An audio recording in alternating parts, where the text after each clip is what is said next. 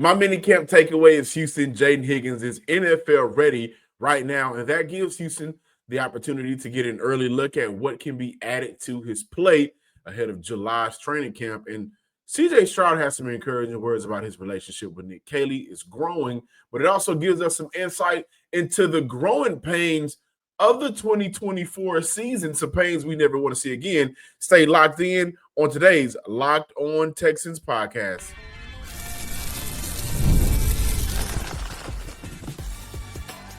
You are Locked On Texans, your daily podcast on the Houston Texans. Part of the Locked On Podcast Network, your team every day. Battle Red Nation, if you're swarming, if you are a Bulls on parade, today's show is where you want to be. Every Locked On Texan podcast is where you want to be. I'm your Texans football analyst and credential media member, John Hickman. Thank you for making today's show a part of your everyday listens, man. I really appreciate it.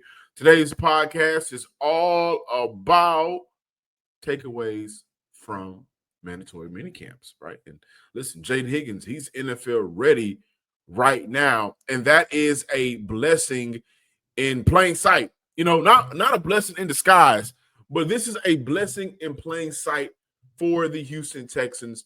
CJ Stroud and Nick Caley. Will this eventually be a match made in heaven? We close out today's show in the YouTube comments. I'm taking a trip to YouTube to see what y'all been talking about. Today's episode is brought to you by Game Time. Download the Game Time app, create an account, and use code LOCKEDONNFL for $20 off your first purchase.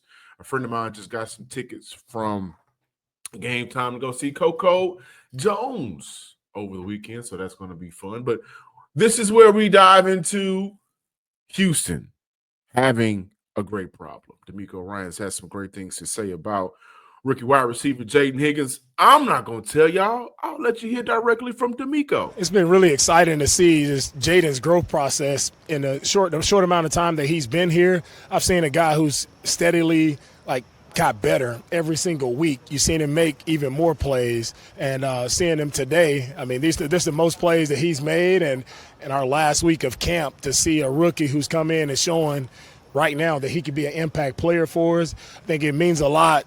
And we saw it as coaches watching this film from the college game, but I think it just means a lot to the entire team, the players, defensive players, other offensive players, actually seeing him thrive in practice, because I truly believe if you take practice the right way, deliberately, and you work at it, it'll show up in the games. And so it's really awesome to see the work that he's doing and the plays that he's making.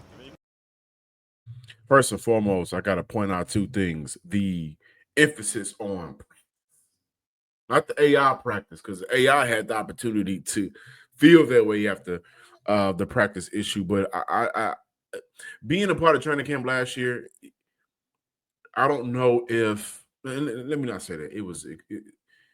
Practice was an emphasis last year.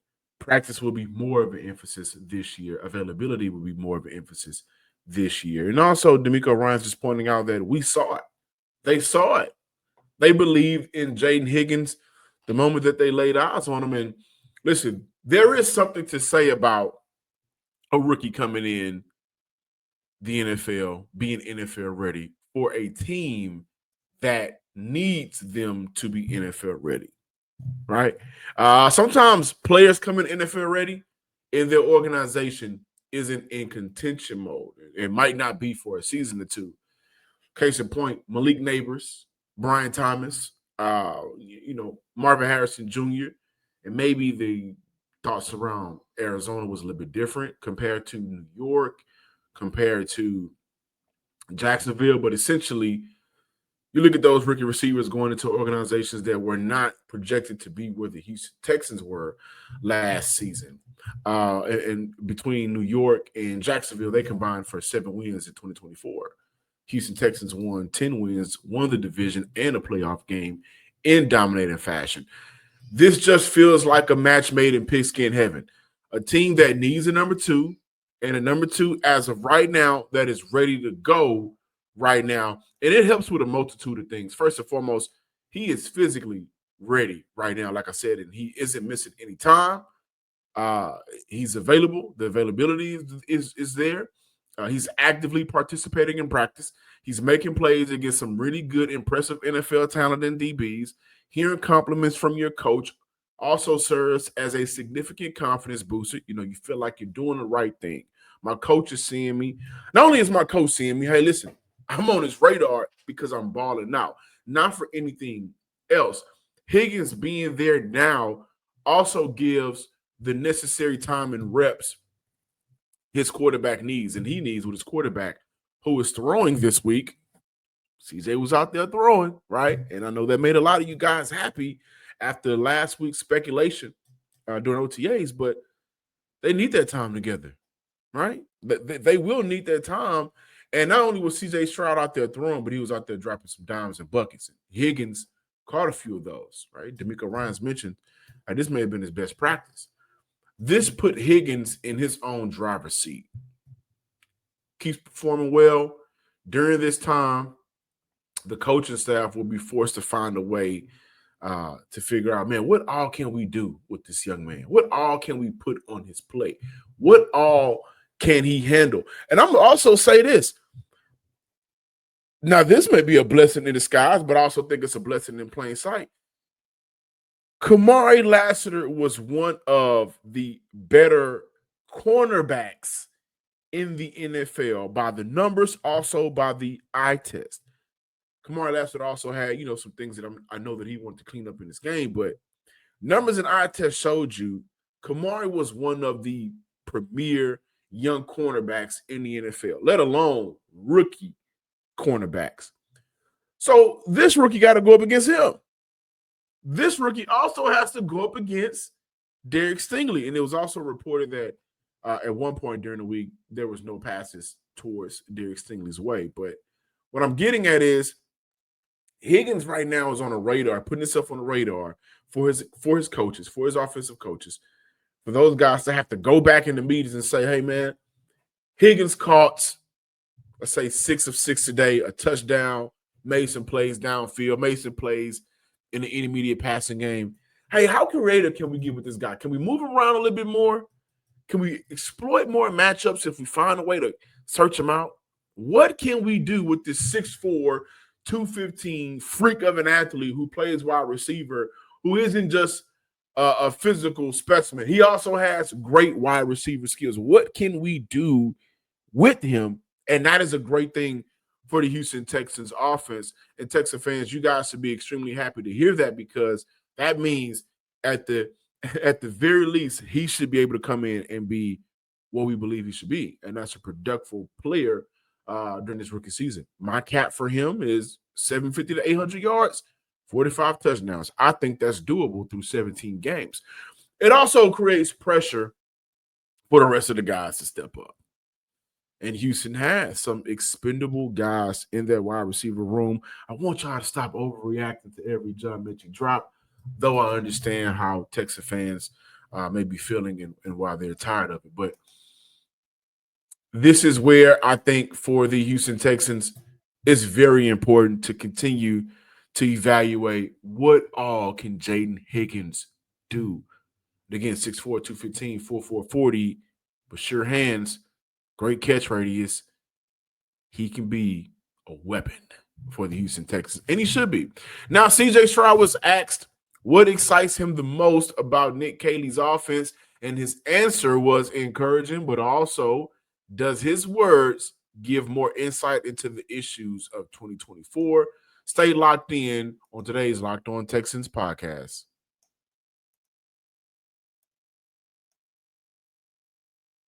But Texan fans, this is the perfect opportunity to let you guys into one of the best kept secrets out there. And on this show, it ain't a secret no more. Game time. There's nothing like finding a last-minute ticket to a concert you've been waiting to see, from an artist you've been waiting to see. There's nothing like the NBA playoffs, the intensity, the buzzer beaters, fans losing their minds. It's the kind of atmosphere you must experience live. This year's matchups are delivering. If you want, Game Time makes it fast and easy to get seats. even for the biggest playoff games. Prices on the app actually drop closer to tip-off, and with killer last-minute deals, panoramic view, for your seat, and no surprise fees, Game Time is a total game changer. And again, you want to go see a comedy show? Game Time. You want to go to a concert? Game Time. You want to go check out the Astros? Game Time. They have everything you need. You'll find great seats for as low as $100 thanks to exclusive discounts. And with Game Time Guarantee, your tickets are 100% authentic, will arrive on time, and you'll always get the best price with fees included. So what you see is what you pay for. You've never experienced the some of these fees out here now, man. They make it hard for you to even trust the app that you're using. You won't have that problem with Game Time. And if you've never used Game Time to grab NFL seats or concert tickets, now is the time. Seriously, a game day upgrade. Take the guesswork out of buying tickets with Game Time. Download the Game Time app, create an account, and use code LOCKEDONNFL for $20 off your first purchase. Terms apply. Again, create an account, redeem code LOCKEDONNFL, LOCKEDONNFL for $20 off. Download Game Time today. Last minute tickets, lowest price guaranteed. Him as a person. I think for me, like, I buy into people. I really don't buy into like system. I kind of have that thing about like life. Is like, it's the people and the relationships that kind of take things and make it rocket ship to the stars. So just him as a person, man, like he has probably the most juice I've ever seen in my life. Just naturally. I'm a very laid back, chill guy, except for like when I'm in between the lines. But like he's 6 in the morning, he's up, he's at it. So like that kind of like gets me motivated. And just, how he buys into his players and, he calls me a lot. I don't always answer because he always yelling and stuff. But, I appreciate it, though. And it's, it's been great. He's implementing a lot of things he's done in the past, which is important as well. The system is important, and he's doing a great job, As you guys have seen, we've been able to, have a pretty good OTA off-season program from what you guys can see, and even things that y'all can't see, building that foundation so we can rocket ship once we snap that ball, against LA. So, I love Nick, and he's doing a great job. That was your quarterback, CJ Stroud, one of the young quarterbacks I'm a big fan of. He's a good QB, man. The way he handles himself in the media, the way he handles himself on the field, he's becoming more vocal out there. And the one question I would ask CJ, if I could, was there a bit shade from 2024? I buy into people, not systems. You guys let me know in the comments. But if there's one thing that's been consistent, like if there's one message that we've consistently heard, whether it's directly from the mouth of Nick Caley or the players or coaching staff, in the Houston Texans facility locker room, it's been the Texans offense will create its own identity based on the strength of the players. Sounded like Gerard Johnson dealt with handcuffs in 2024. Stroud mentioned he thinks Nick Caley has done a great job by giving him a lot more ownership of the offense and how to coach quarterbacks. So I think he's doing a great job of taking ownership and running with it, doing a lot of things that he believes in, but also not putting a leash on us and letting us have fun. So I think he's doing a great job. And also with the letting us have fun part, there was plenty of times throughout the 2024 season where it was noticeable, and it was also vocally said that the fun aspect of playing football, playing quarterback, was missing for CJ Stroud. And this is where I want to dive more into I buy into people, not systems. If you guys have ever worked in an industry where you are a part of the number, you are a number in that system, and for majority of companies, that's what people are, then you understand that when you first get hired, when you first come in that first year, you're living on a high. Because you're not recognizing, like, I'm a number. You feel good. You finally got the job that you've been praying for. But then after year 2, after year 1, you go into year 2 and year 3 and year 4, you find yourself having a hard time coming to work. You find yourself having a hard time getting up. But if you've ever worked with a family business, a locally owned family business that has been a family business, a big family business for about 20 to 30 years, there's a lot here in Houston, Texas, then you feel a part of the family. And feeling a part of the family, you have these conversations with the owner. You have the conversations with the manager that may take up 30 minutes of your time. And you walk away from that conversation thinking, man, you know what? I have no problem working overtime for tomorrow for them.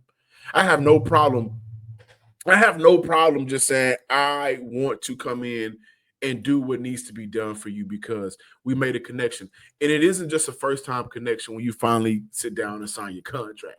No, it's hey, man, how you doing today? I don't worry about it. You get back to that work. How are you doing today? It's the slow connection building process that over the course of time allows for people to buy into the person. And when you get a chance to buy into a person, you find out more about them. In the football aspect, to bring it back to Nick Caley and CJ Stroud, buying into the person for Nick Caley, let me learn more about your likes and dislikes, CJ. I'm going to put it on the jumbo screen, right? It's me and you. We in the lab. We're in the war room. We're watching football. I'm going to put it on the jumbo screen. Well, let's watch over 2024. Let's watch over 2023. What didn't you like about your offense that failed you guys from scoring here? Let's go watch every second half performance of 2024. What didn't you like about the offense, CJ? What didn't you like about yourself here? I think this is where CJ and Nick Caley is going, man. Just figuring out more about each other. Because on the flip side, from CJ Stroud, buying into the person, not the system, which I think held Houston back last year because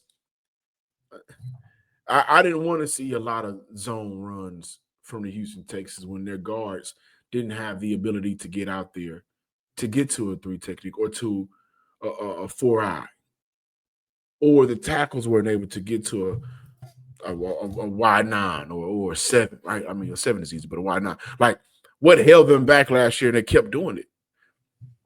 So for CJ, the question should be, what would you do here given the players that we still have on this roster that you're able to go over and watch film from? We're doing it together. Given what you are learning about me, and this is from CJ Stroud's conversation, given what you're learning about CJ Stroud and given what you're learning about Stroud and the offense from Gerard Johnson as well. What are you learning about us? What is those meetings like? And I would imagine that those meetings are really just about, okay, you do A, B, C, D, E really good.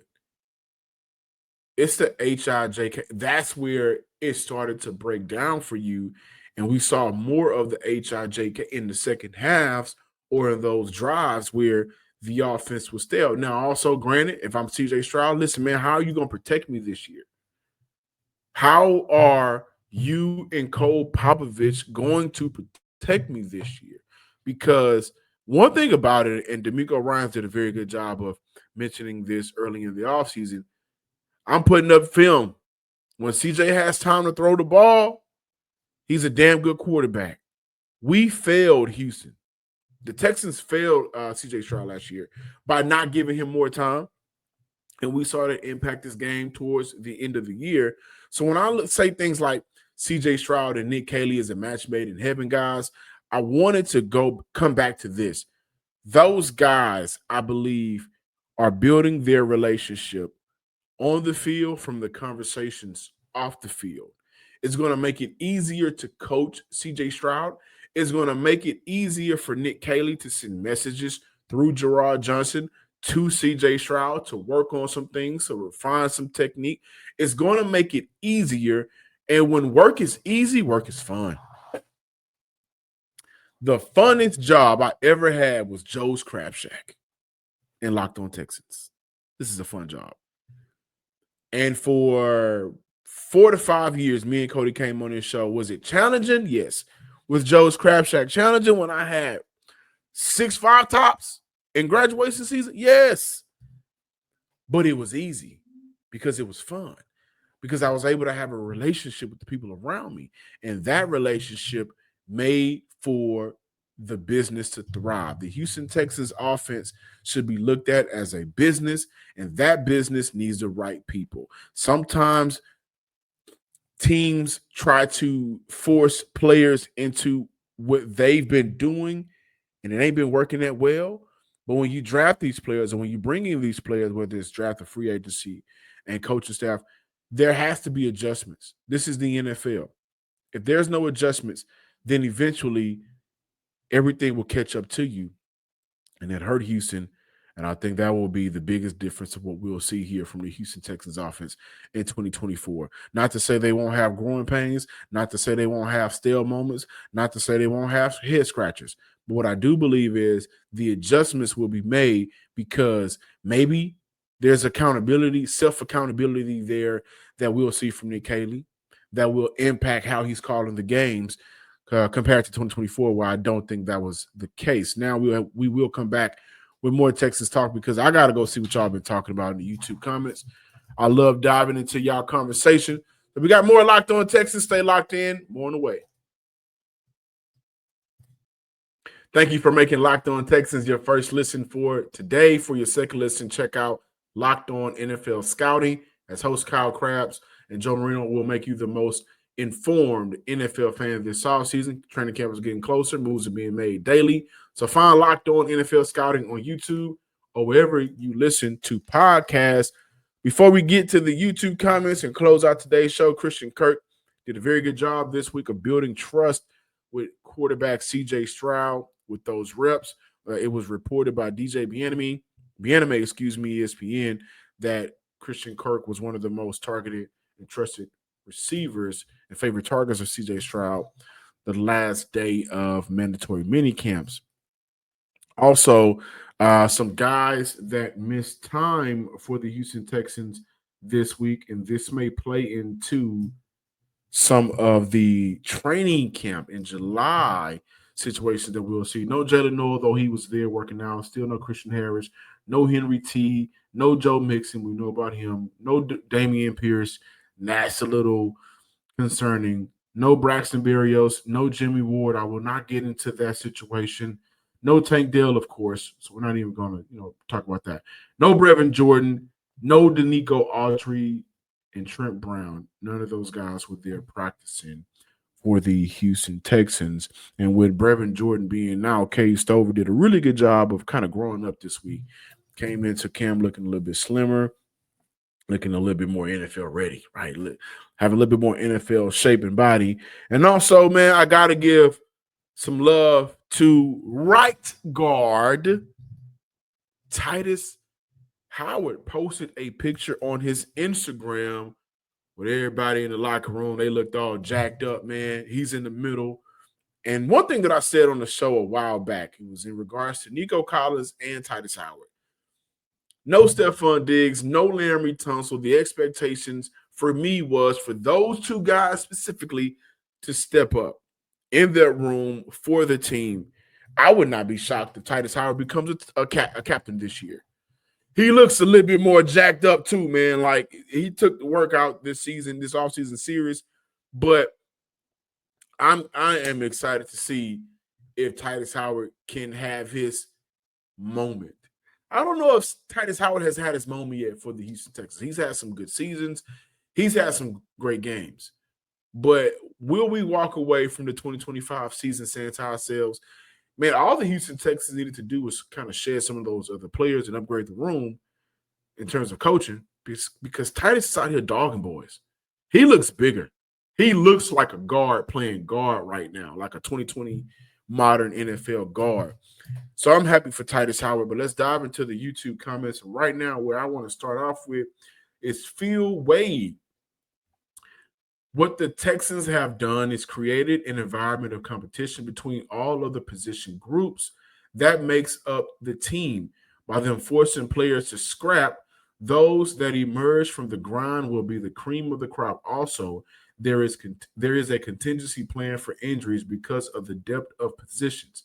This team is constructed to compete with the top teams, not only within the division, but across the conferences. Let's get it. You know what? You said something, Phil Wade. Took me back to my childhood. By them forcing players to scrap. You couldn't get on the field in Little League if you wasn't out there fighting for your spot.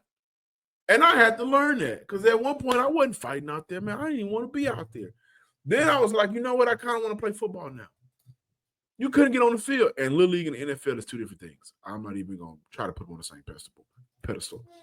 But you couldn't come outside at times if there wasn't a trust and belief that you could scrap. So I want to take that and correlate it to what the Houston Texans are doing. And I love this comment, Phil Wade. The Houston Texans are making it to you can't come outside to play games Saturday, Monday night, Sunday night, whatever. You can't come out and be a Houston Texan if you ain't fight. And fight, in this case, is compete. If you ain't competing, and if you ain't competing at a high level, then you can't be a Texan. That's why I think this is going to be a very interesting round of cuts. They kept guys last year that didn't practice. They kept guys last year that wasn't available for preseason. And some of those guys started.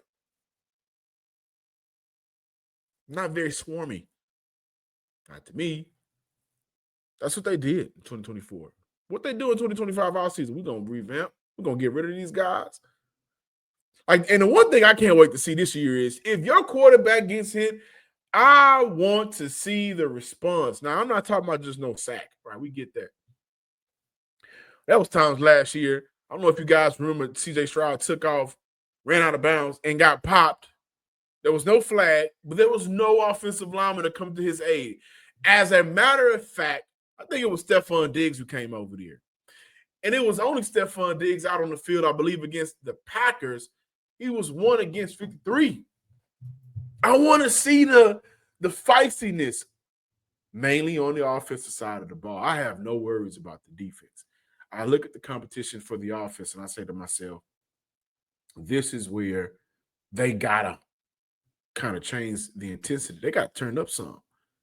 They got to. And if you can't scrap, you're not a Texan, baby. Let's take a look at here, man. My man, Christopher Hall, 9348. I'm a Texan fan, and they still have to convince me that the line can hold up. I am not mad at that, brother. Let me tell you why I'm not mad at that. There's some good defensive lines in the NFL. Houston going to go up against some. And we're hyped right now. We're excited right now. As a matter of fact, I saw reports that day 2 of mandatory minicamps, offensive line had a better day. Now, granted, they are not in pads, so they can have a better day. But let's go see what the Houston Texans offensive line do when they got that equipment on. When they can really do some punching, right? When they can really do some holding. Let's see what they do. But I think that's a fair assessment. Like, they got to prove it. They really do have to prove it. And I'm going to put this little bug in y'all ear because we ain't seen Trent Brown out there. We've seen Cam Robinson out there. We ain't seen Trent Brown out there. Now, granted, Trent Brown is working his way back from injury, so I'm sure the Houston Texans don't want to mess with that, right? And he'll be ready for training camp. That's always been the conversation.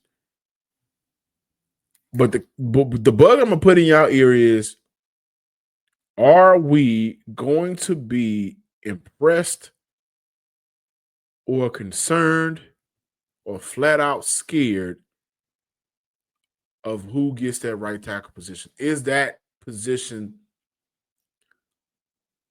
can we trust Blake Fisher right now? Can we trust Trent Brown right now? I'm going to just put that bug in here. Do the Houston Texans need to look to upgrade at right tackle? So let's put that in your ear. At 281 H-Town, this was on the Nick Chubb pod. Houston Texans are definitely a Super Bowl contender. I'm going to hold off on that. I got to see how they come out week one.